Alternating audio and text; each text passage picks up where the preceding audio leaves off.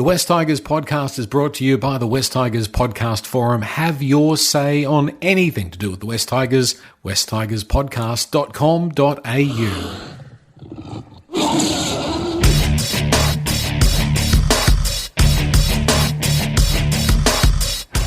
Out of Luai. Luai showing and giving it the ball, and on it goes. Taruva is over. The big names for the Tigers combine, and Taruva picking up from where he left off against the Eels. That's a terrific hit back from the Tigers. Last, De Silva goes for it and gets there. Talon De Silva has scored the try. And just like last week, his injection has changed the momentum of the contest. Luai now for Coruscant. Coruscant to Galvin. The floating pass. They've got numbers. Toller, early ball. Taruva got it down. Taruva is in. Sania Taruva.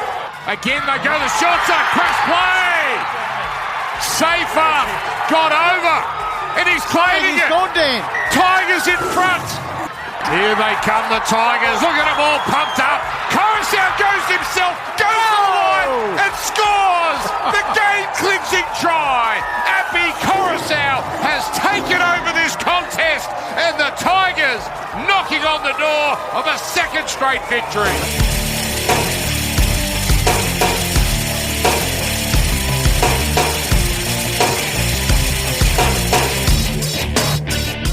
It's the West Tigers podcast, and it's a post-victory edition of the West Tigers podcast. I have no muscle memory of how to keep doing these post-victory editions because we've had so little practice at post-victory editions in the last 3 or 4 years. So it is still a little bit weird. I've got a funny story. I don't know how funny it is, but Steve and Gary, I thought I'd share with you something that maybe only a West Tigers fan could relate to.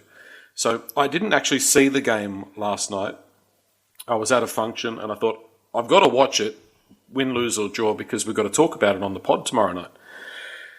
But I didn't want to be checking my phone to see what the scores were. So I basically completely blanked it out of my mind. And then I did the math and I thought the game must be over. And there was like 2 minutes to go and I looked at the NRL.com website and there we were, 30 points to 18. We'd won the game. And it's like, that's awesome and that's amazing, and I don't have to sit there tomorrow and watch a game that we lose. But I was still nervous watching the replay. Yeah, history might change, mate.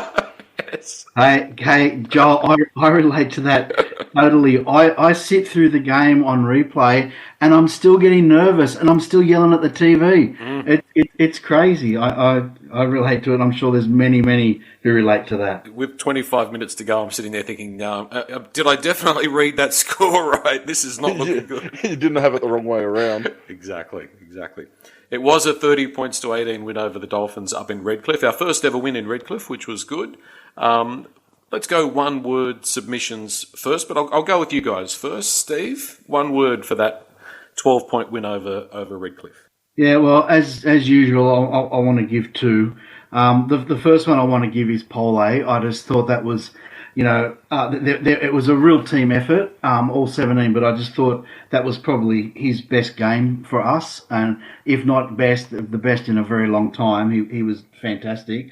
But the other one, and probably more pertinent, is impact, and that's off the bench, and because all 4 players, bench players, had massive impact for us in that game. So yeah, that's my word. Yeah, before I give my word, Joel, I just want to ask Steve. He used that word impact and spoke about the bench. What did you think of the timing of the substitutions last night? Yeah, well, it's hard to answer that because we discussed it quickly during the game, right? Yeah. They came on a little bit late. During the game, we thought they came on at the exact same time, around the 30-minute mark. Yeah, it was slightly different. They actually didn't. One of them came on. I think Bird may have come on at the 20. Anyway, one was on a few minutes earlier. But yeah, it was bordering on late. I thought, but again, I've got to say, watching the game live, I was really worried about our first 25-minute domination in the forwards. But when I watched it on the replay today, it actually wasn't as bad as I thought. We actually held our own pretty well, and it was more our fifth tackle play that was poor, not getting down the field. Yeah, I would have liked to have seen those changes made a little bit earlier. I thought they were needed because you have a look at the impact that they and the change to our game they made. And I'm going away from Joel's probably getting annoyed at me now because I'm no more than usual, Gary, but that's all right. No more than usual. Yeah. But I thought they waited a bit too long because of the impact that we've had all 3 rounds when those changes were made, and even the impact they had yesterday. I think we could have done with that about 5 or 6 minutes earlier. But one thing it did allow for, it allowed for Terrell May to go off, have a break, and come back on at the end of the game. So maybe it's really justified when you're getting Terrell May back on for that last 8 or 9 minutes like we did yesterday. Sorry, Joel. No, that's okay. I wonder if Skelton had a lot of strapping and that knee guard on his leg. I wonder if they felt that he was, a chance of not continuing the game, and that's why they tried to maybe hold off on the reserves to sort of, keep it going as long as possible. Something like that, maybe. So there's mixed messages there, Joel. There's the knee, but what was NRL physio actually said today? It's hamstring, not knee. Benji said hamstring in the press conference as well. Yeah, right. Could be the double. Gary, what was your one word? Important. I think we spoke about it through the week that about us winning a tough game and winning a game tough where we had to fight for it. And I think most of the commentary around last night's game, that is if this was last year, the year before, pretty much any time in the last 5 years, that the Dolphins run away with that game and win that game. And I don't think we played great football last night. I don't think it was a really polished performance. But the fact we were able to come from 12 points down, come from 18-6 down at one point, 18-12 at half time, and really come home in that last 20 minutes, I think that was an important type of win for the club. Important to get 2 in a row, important to get off to a good start this year, but important to win when you're not playing great football and when you're up against it. I thought that was crucial last night. Well, if you look at the barometer, which we mentioned on the last pod, which is what Eddie and I used to talk about, we need the other team to not show up for us to win. But the Dolphins, that was their best performance of the year so far. And it was basically 2, what you would probably say at this stage, 2 middle-of-the-field kind of teams. And we ended up being the better team, which is really heartening. That was the kind of game that I wanted to see us win, Steve. We're winning football games, but we're still clunky and there's still stacks to work on. Like, we're not going out there and putting together 100% or 95% performance. Our attack was still really pedestrian, right? Like we won that game through grit and determination and power running, really. And that's a great spot to be in this time of year. You don't want to be charging out of the gates and playing perfect games of football yet. That's right. And if you transpose that over, West Tigers traditionally have come out of the blocks, got a couple of wins, but it's because they've played out of their skin, whereas, and it's something I've got on my list of things for us to talk about, the potential improvement and the areas of potential improvement that you can still see in the team makes it very exciting. We don't know if that is actually going to happen, but the potential is there. Let's have a look at the submissions, the one-word submissions from the West Tigers podcast forum. Thank you to everybody. Every week it gets a little bit longer, a little bit more, which is great. Keep them coming. NatMax78's word was relief. Tigertown SFS, experience. So, in other words, saying that we've recruited enough experience to win games like that. And that's true. We talk about the bench and the impact of the more experience than the new recruits have had. So, good one, Tigertown. Mike's word was satisfaction. Shows we have the talent to win different types of games. So we can win the grind games, we can win other games where we're sort of more dominant. And also came back with claws. Bring back our claws on the logo. Because, hey, it's all about the claws at the moment, and we don't have the claws on the logo. And Gary's nodding his head saying no, but I'm saying yes, we've got to have the claws. Jedi Tigers word, and you'll notice the West Tigers podcast logo has the claws. Jedi Tigers, so I'm a fan. Jedi Tigers seasoned. We have seasoned performers in the team now. Tigersmen, well, they're on a cruise in Fiji, but submitted the word proud after catching up with the result. Lorenzo's word was turning point. The last 5 years, we would lose that game. Dirty Red's word was different. Shows we're different. We're a different team this year. Tiger Symmetry said composure and resilience. LFC Tiger's word was grit. Rach09's word was gritty. We'll come back to Eddie, Nick and Declan's words in a few moments. I don't know what's going on with those three. Canberra Tiger's word was confidence, saying that type of win is good for their confidence. Teddy S said resolve. 99.9% of the time we would lose that game over the last 5 years. Mercy Rule said evidence, more evidence that Benji can coach.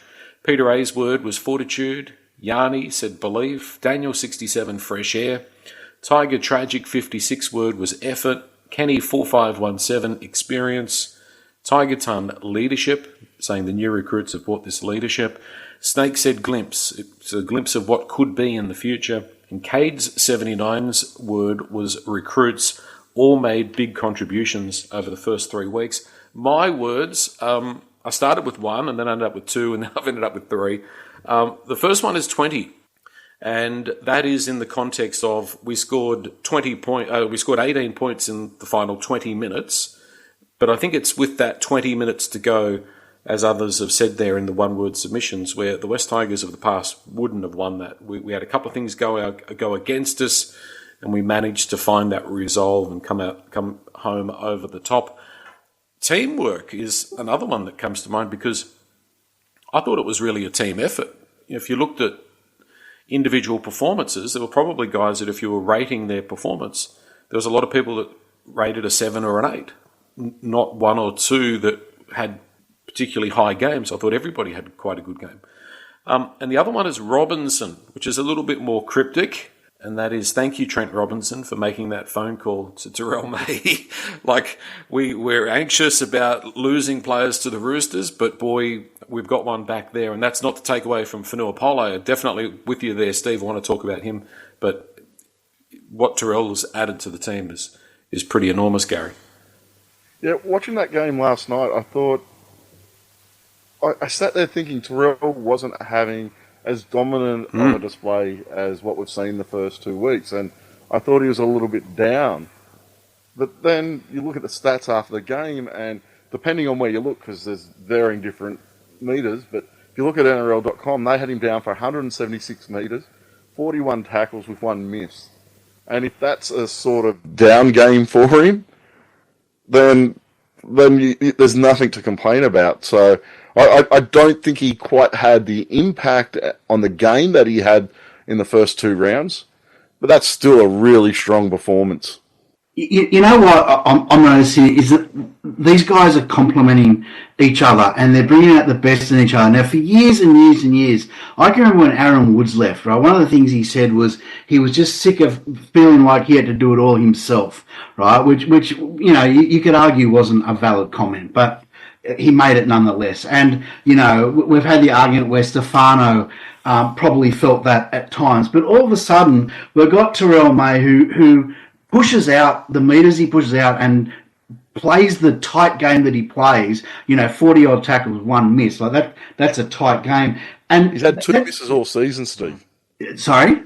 He's only had 2 misses all season. Yeah, exactly, right? So we've got that standard. So then the bloke next to him, we've got Polo, who is then able to play out of his skin because he trusts the guy next to him and just focuses on his own job. He's playing better than he played definitely last season, but probably the best he's played for us in a long time, if not forever. And so they're all trusting each other, and it's complicating. It's complementing each other. Sorry. And I heard one of the commentators saying about our team was all of a sudden the workers in the team are seeing that there's guys that can actually snatch the game for us. Like we've got winners in the team that can score tries from anywhere, that can make the tackle out of nowhere, like Jerome Luai did on the weekend, and Adam Dewey did on the weekend as well. So the workers start to think, you know what? If I just do my job, we're going to win. because we've got the guys that can do that magic play at the right time. And it's such a different feel. I know it's a cliche, and I know we've been saying it for a couple of weeks now, but you can really see it. It's different, and I think that's part of it. I've got on my talking points here Pole, May and Twal. So I completely agree in regards to Alex Twal. He was really, really good last night. And that flowed through to Seyfarth as well and Fainu as well. So even though it wasn't our best performance, it was our best forwards performance probably for a little while.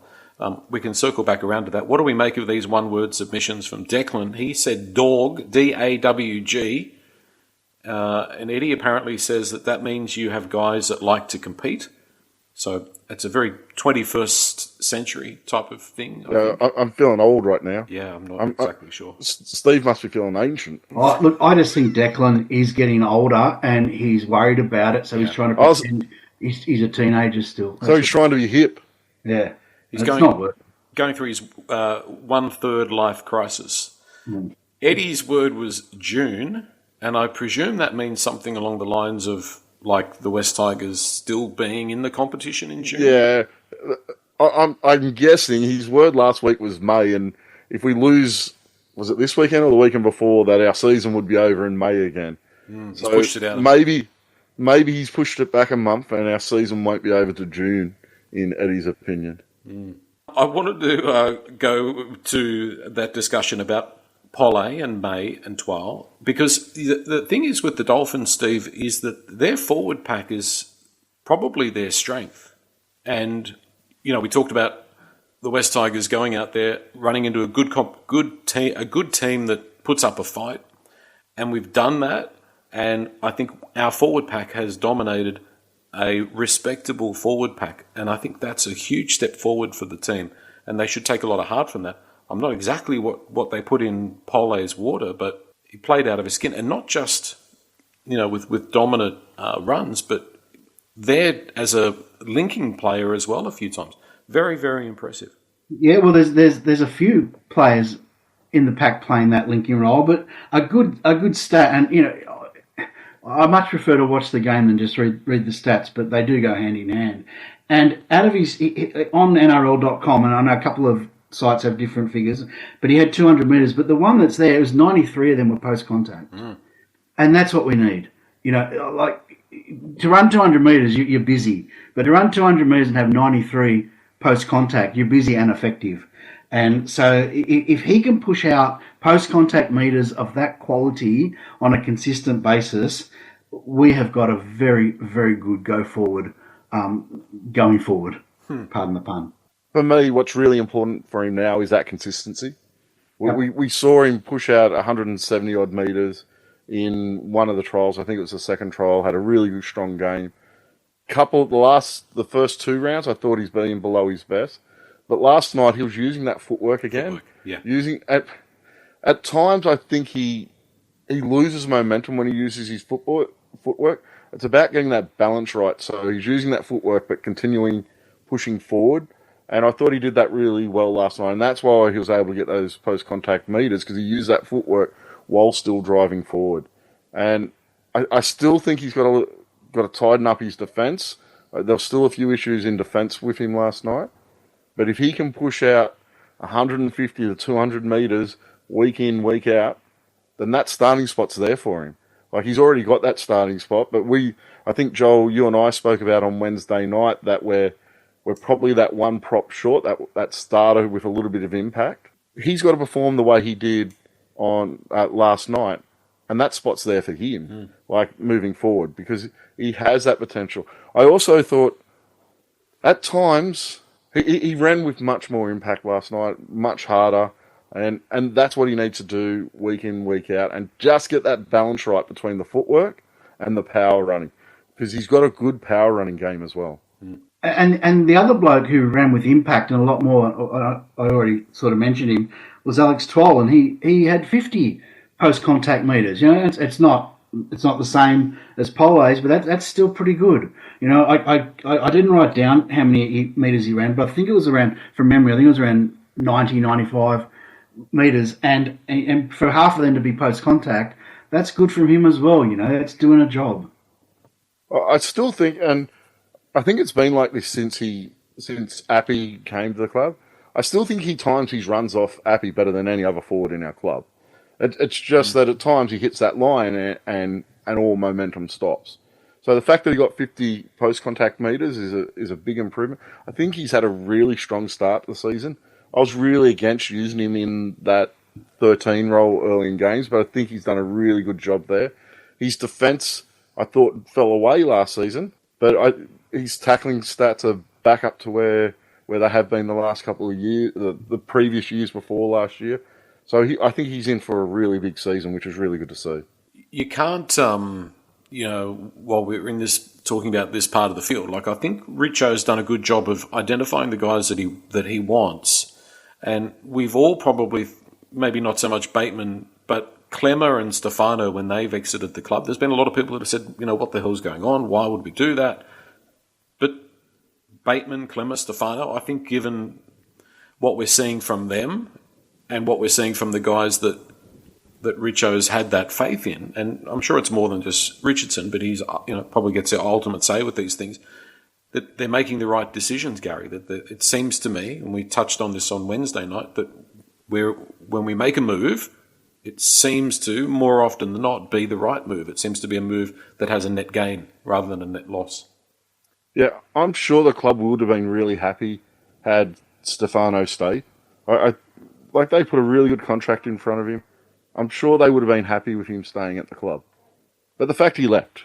So he left, but we upgraded in that position.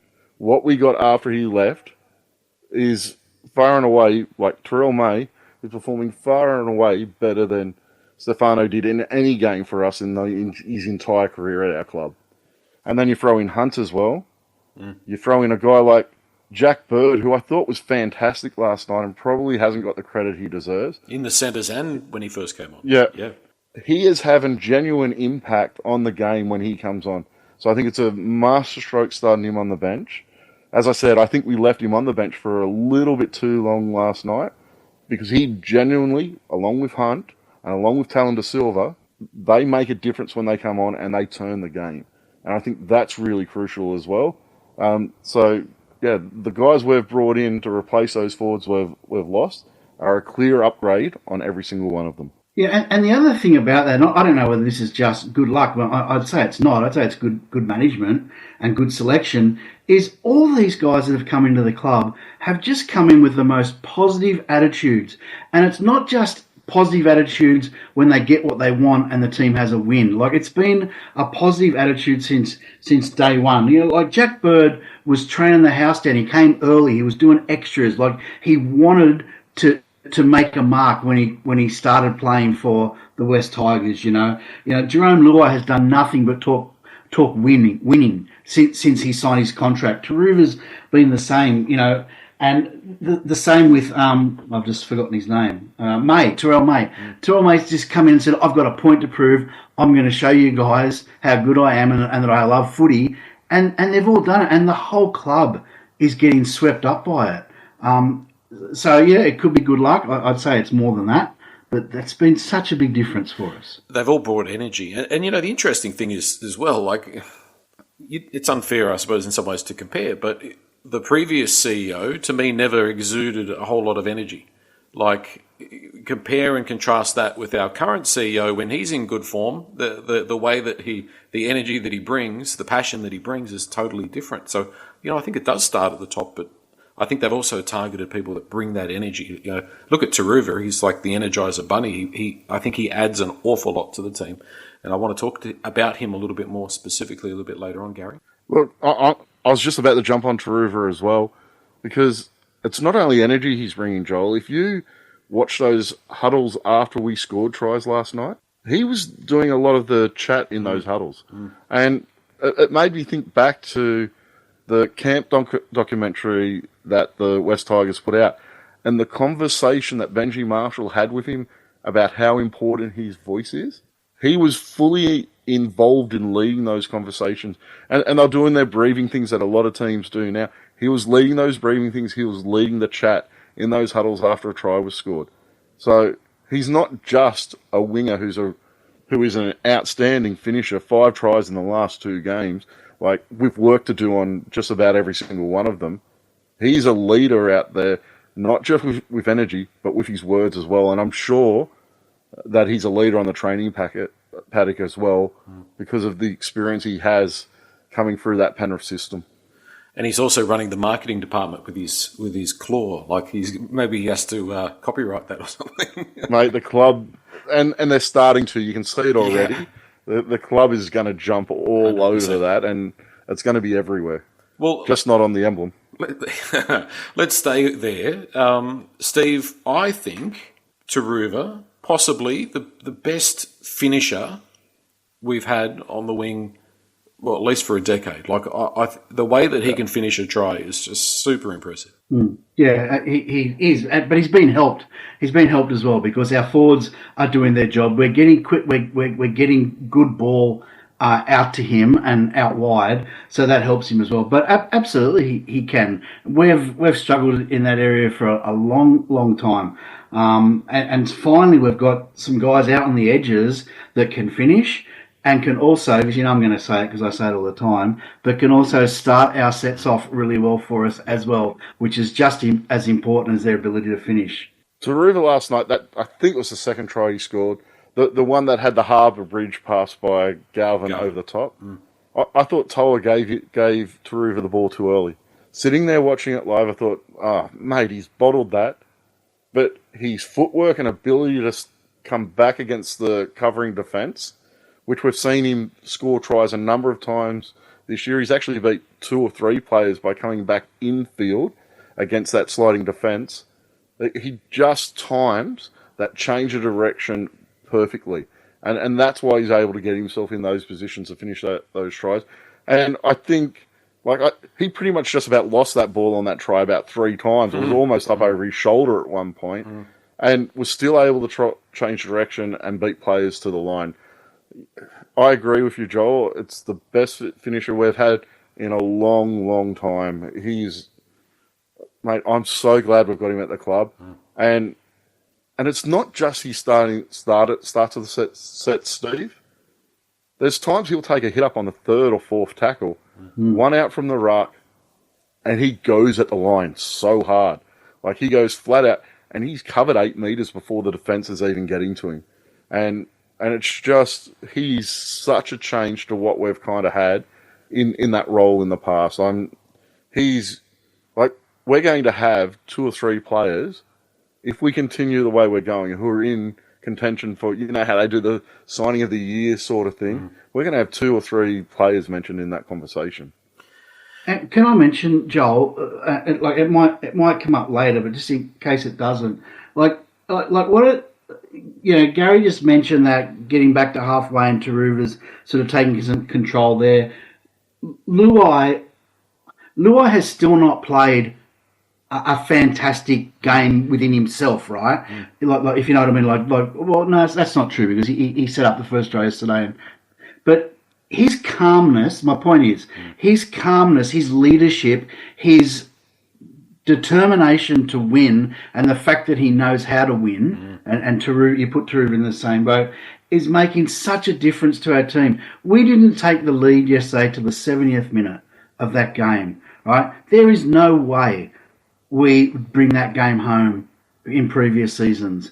But their calmness, it took 70 minutes to get ahead on the scoreboard. But and again, it was noted in the commentary in the replay that I watched today that said that we were down, we were still down 18 by 6 or 12 or something. Yeah. And the comment says Luai, you can see that Luai believes in what the team are doing, and he's getting them around the park, and he believes they can win this game. And that was before we even did get to the lead. So those differences are mammoth. Right, and there's been a lot of talk around, and a couple of conversations I've had about whether he has shown that he's that halfback that can lead us around the park. Now, I don't think he's necessarily showed that in the football sense yet. I don't think he's necessarily showed that he can kick to the corners and win one of those really tight games. But what he has shown is he's doing that with his voice, and he's doing that with his leadership at the moment.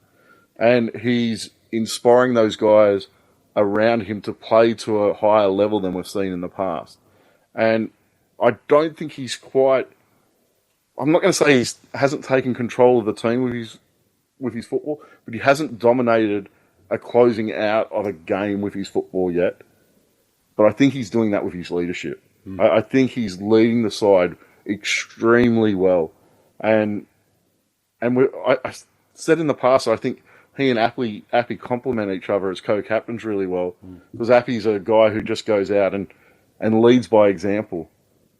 But Jerome's sitting there in the background and he's talking and he's inspiring and he's demanding high standards of the players around him. And we've got that leadership already. And as his football and his time in that halfback role develops, we're going to have one hell of a leader, I think, over the next 5 years. Well, you could see in the game in offense that he and Galvin were starting to work a little bit better together. It wasn't quite so clunky and they weren't sort of running into each other. So that's a combination that is one of the areas where you think there's a great deal of improvement still capable and the potential is still there within the team. The other thing is with regards to Luai is that he really hasn't had to take it by the scruff of the neck. Like pretty much the guys around him are doing their job and the chances are more often than not being taken. But I'd like to also highlight the work of Buller in our attacking play, who's chiming in really nicely at different times, creating the extra man. That was a really great bomb that he caught in the first half of the game. I think we won that game when Buller got the clearance to play. I don't know if he was probably the difference, I think, between the two teams. And he certainly outplayed his much more hyped up opposite, who had a very quiet game. So I really wanted to give Buller that pat on the back. Can I say, Joel, on that, Buller is doing a couple of things. I'm seeing like he's playing that role, a traditional fullback role, where he sweeps around into the back line, creates extra man, and passes it on. And he did that. Like we saw that multiple times against Parramatta. He was more conservative in this weekend's game. He didn't get the opportunity to play that type of play, but he was linking. He was getting in and linking a number of times. That's what I meant earlier when I said there's a number of players playing that linking role, and he's getting in there and doing that, which he wasn't doing before. And can I also say I agree with you, like Galvin and Luai, it's still a bit clunky, but a couple of things that I really liked. One was the obvious one, was Luai's show and go for our first try. Remind you of Scott Prince? Sorry? Remind you of Scott Prince? Yeah. Yeah, it did actually. I didn't think of that, but you're right. Right, but the way he straightened it, and we were missing that last year so much. Remember, so many times we'd say we end up in the corner. We're not straightened up. He's like Buller straightens up, but now Luai straightens us up. And the other thing I liked, and they haven't got it right yet, but I'm loving when I see Galvin pop up on the left, right? And it needs to, in my opinion, and take that for what it's worth, right? But in my opinion, it needs to be a pop-up, not happening all the time. But all of a sudden, he pops up on the left and gives a ball to Fainu down that left side, where he should be across on the right. And that's adding to our attack too. And he's just drifting across, sweeping around and coming on that left side really nicely. And once they get that right as into when to do it and how often to do it, it's going to be pretty lethal, I think. But for me, the big thing with Buller last night is he drew the attention of the Dolphins' defence because of what he did to Parramatta last week. He was obviously on their cheat sheet. He was obviously a key indicator for what they were doing defensively, and they were watching for him to slide around the back. And it allowed us, if you have a look early in that game, well, not just early, there was obviously a plan to kind of counter that with him sliding around the back and turning Sam Fainu back inside. There was a big push in our game plan to get Sam Fainu much more involved. I thought he was much more involved last night. But even with the Dolphins' defence obviously having an indicator to watch Buller sliding, there's still a couple of times where he just about sliced through because he's so much quicker and so much more elusive than he probably gets credit for. He's in for a huge season. And I won't say all our shape, but I think about 80% of our shape comes down to having Buller in that side. I agree with you, Joel. I don't think we win that game if Buller doesn't play last night. I just think he provides so much better shape for our attacking structures than what we saw from Heath Mason. And that's no crack at Heath Mason because he's a young guy who's still developing his game. But I think we're heavily reliant on Buller in that role to create the shape that allows us to strip numbers. And even, I think it's crucial to us moving forward. But you're right, like you've both said it, like the Dolphins showed up, right, to play. And, that was... And their halves were great. Their halves were awesome. Like I wrote it down. Nicarima had seven line breaks by half time. So 7 tackle breaks by half time. So they were dynamic. But Buller was on their cheat sheet. But Galvin was too. Farnworth was up in Galvin's face all game, crowding him, trying to turn him back inside, stopping him from getting any space whatsoever. But despite the fact that they defended our key attacking weapons well, we still found a way to score. How many points did we end up scoring? 30 points, right? And that's what happens when you've got multiple points of attack. Yeah. When you're not a one-hit wonder, like, not to be mean, but, some other clubs and teams, you sort of look at their lineup and you kind of go, well, if you shut down number 7, you probably fancy yourself for a win. But that's what I like about this team is that if this can continue to build, then that gives me a lot of hope. I know, Gary, you've got something to say, but I wanted to also mention Appy and how I think he is benefiting from no goal kicking and having Talon De Silva there, who's taking a big chunk and doing a really good job. We're not actually losing anything this year. And I think having Luai there as co-captain as well. Like this time last year, Appy looked exhausted, and this year he looks back to his bouncing energy, high energy self, which is really great to see. And I think that's so important. I think we've kind of got it right there with Appy. Yeah, it's really funny. Before I touch on Talon being there, I want to mention your multiple points of attack that you brought up, Joel, because it's not just like those multiple points of attack change. Like you have Galvin, who we once we get the balance right, who is looking like he's going to be sitting on the right side, but then, as Steve said, pops up on the left.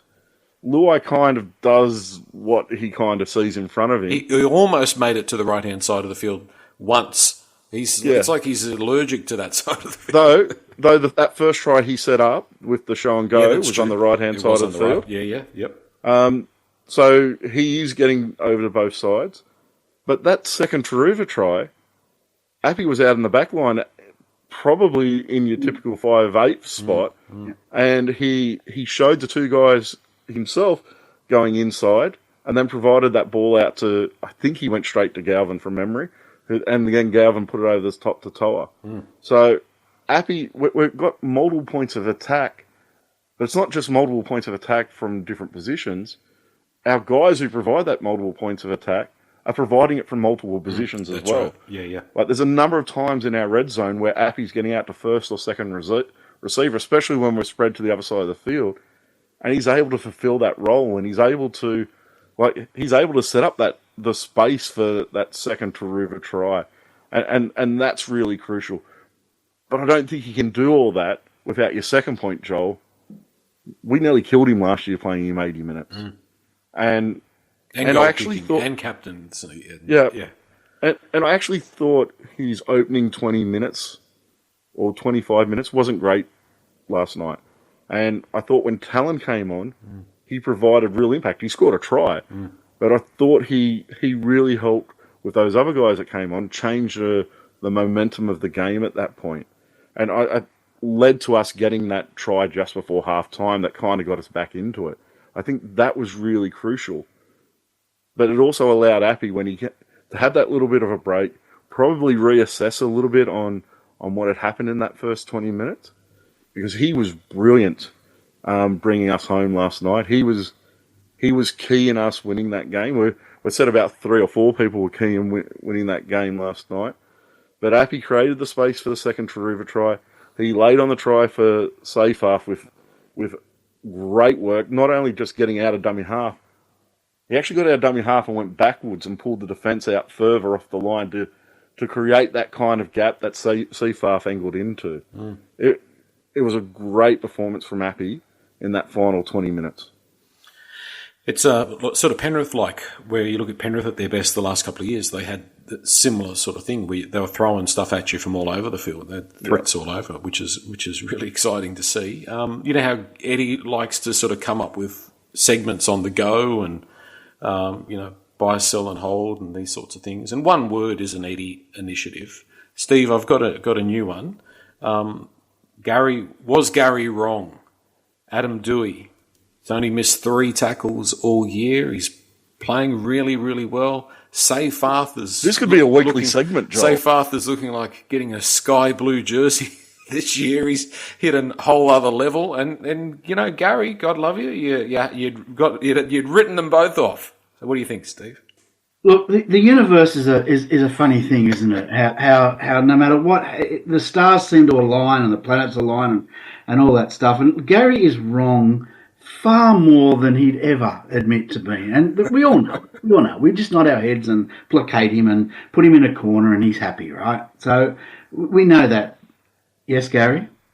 Should I... Just before Seyfarth scored last night, Steve and I watched the game together. And we may have had a little conversation about Alex Seyfarth. Steve, do you remember that conversation? No, can't remember it. I'd been at Lidcombe Oval since 10 o'clock. And then we're watching the game at what time was it? I don't know what was going on. Did I sit next to you? Were you there? I didn't remember. Look, I think Adam Dewey has shown form this season that I'm incredibly happy with. Even the move to wing last night, those decisions he made out on the wing of when to come in and when to stay out were excellent. As good as a guy who's been playing on the wing his entire career. He made a tackle in about the 60th minute. Yeah, came in that changed the game. Mm-hmm. Well, kept us in the game. Mm. Yeah. And I think he's been crucial in our success. I think he's done a great job at centre. We've spoken for a number of years about what position we thought he was kind of best in, and I've always thought he was an out-and-out centre. He's playing at a level at centre that I didn't think I'd see from him. He's showing more commitment than I've seen from him in the past. Now, I want more than 3 weeks of that, because I think he's had situations in the past where he's had a good 2 or 3 games playing in multiple roles at the club. At fullback, at 5'8". He needs to do that for the rest of the season. But if he can play at the level he is playing at now for the rest of the season, I have no trouble signing him up to stay at the club next season, because he is playing really quality football. Now, Seyfarth, on the other hand, I still think he's getting dominated too much hitting the ball up. The conversation Steve and I did have was after a hit up just before he scored, coming off our own line, where he just got pushed back, bent backwards.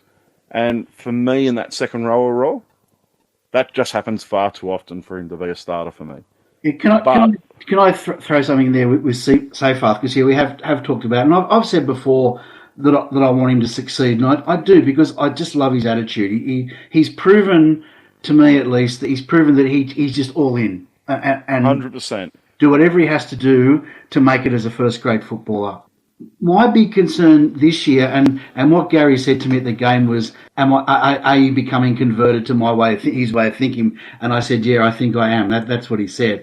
And then he scored like about 30 seconds later. that's right. And everyone turned and screamed at you. Yeah, I remember that. But what concerned me was watching the game. We were down that corner against Parramatta where Hunt was coming off the back fence. So we were getting a pretty good bird's eye view. And so Hunt would come off the back fence, literally, and just hit the line like a steam train and dent the line significantly. Then the very next play, Seyfarth would take it on the open side and would just fall in a crumbling heap when he went at contact or get pushed back. And what I thought to myself is, this is no good, because that's just undoing the great work Hunt has just done coming off the back fence. Like our next hit up after Hunt has to have momentum, and then our set is well on its way. And I didn't see that as much this last weekend. It wasn't as significant from my perspective, but it was still there, and that's what's worrying me about him. Yeah, 100% agree. Pretty much exactly what Steve said. He's a guy who I think gets the most out of his ability as possible. Trains as hard as anyone possibly could, goes out there and goes as hard as anyone possibly could. I do think a big development in his game over the last 12 months is his line running. He ran a really good line for, I think it was the first try we scored against Parramatta, where he drew the defenders and created the space outside, and he ran as a decoy. And that line he ran for his try last night off Appy was a beautiful line. So I think his line running is really improving as well. It's just that ability to help come out of our own end, especially when we're receiving the ball from a kickoff, that I think is really letting him down at the moment. But I do agree, he's performing better than I was expecting him to at this point this season. So Joel, sorry. So am I right or wrong? No, you're right. Okay. Yeah. See, there. Can I go back to Dewey just for a second and just ask you guys what you think? Because Brent Naden showed some amazing form before he got injured, and he's going to have to come back through reserve grade, I think. Stafford Toa, I know he's not the complete package, but I like what I'm seeing. He is an attacking weapon. He does give us what we talked about, an additional attacker that the defensive line has to watch. But Adam Dewey is kicking the ball like unbelievably well. He's almost like Ross Conlon all those years ago. He's got to be in first grade just for his kicking, but he wouldn't be. He'd be in first grade for more than that. As Gary said, he's playing some good football. So that's 3-2. What happens? Yeah, it's an interesting one, isn't it? Look, neither of Dewey or Tola have done anything wrong. Like that, you would think they're an immediate replacement, and maybe this is why the Taylor and May talk sort of gone quiet, as maybe the club thinks that we don't necessarily need him because you've still got Naden to come back, or at least we don't need him right now. I don't know. It's hard to say, isn't it? Because it's a small sample size still. Maybe ask me after 10 rounds of that combination. But at this stage, I'm really happy with how they're both going. And that also, leads us into a discussion about what do we do if Skelton is injured this week. And further to that, who is the next man up in this organisation? Latu Fainu, I suppose, is there. I'm not saying playing him on the wing, but when you look at our squad, and we've been very consistent. We've used the same players, I think, aside from Tristan Hope in round one because of Appy's suspension. It's going to be interesting. Being out round one as well. Yeah. It will be interesting to see who the next couple of guys are up at this stage, Gary. Yeah, I was just about to say, and you jumped straight into my point, Joel, is Skelton having a bit of a hamstring issue, could answer that question for us about what to do with Naden, Hoa, and Dewey. That could be answered quite quickly.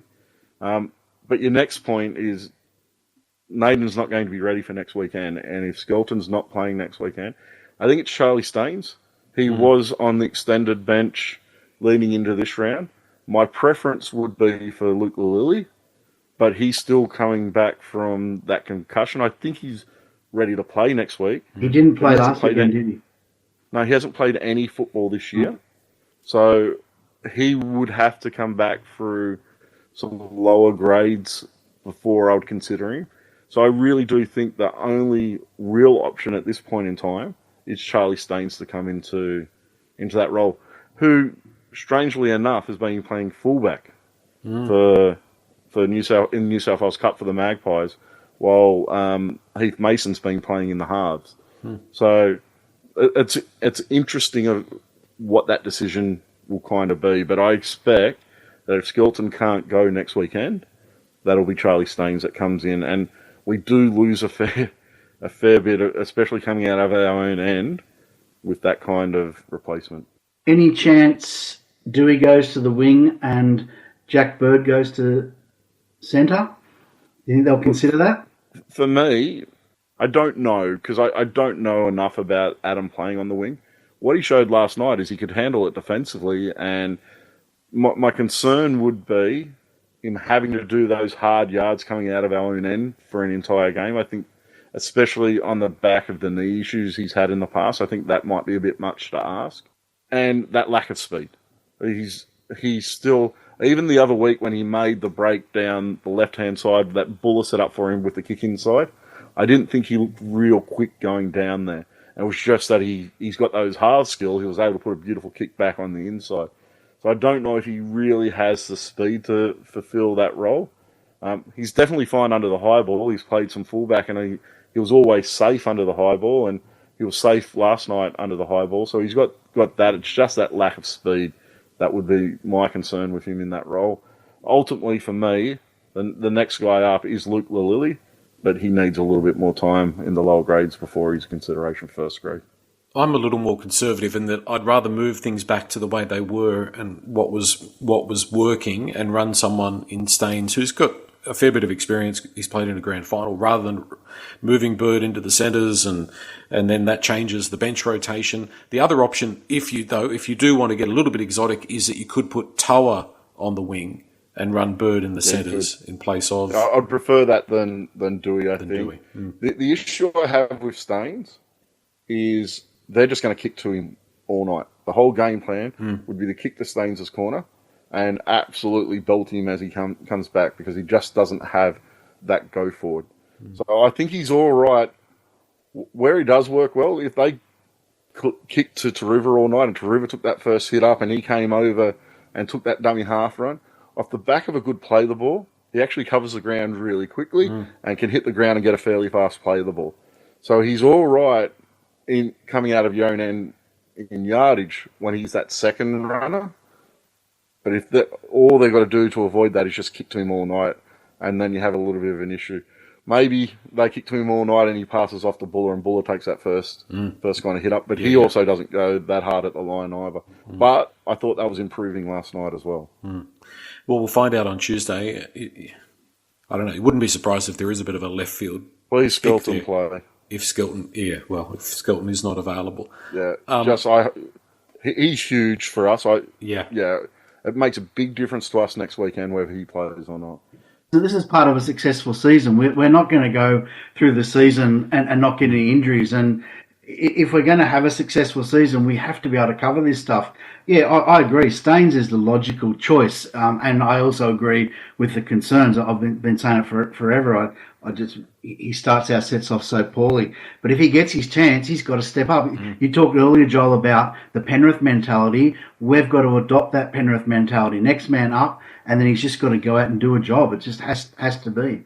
Yeah, 100%. Taruva on report, but I haven't heard anything if he's got any case to answer. He's off with good. Early guilty plea. He gets a $3,000 fine. Challenge it, it's 2 weeks. Excellent.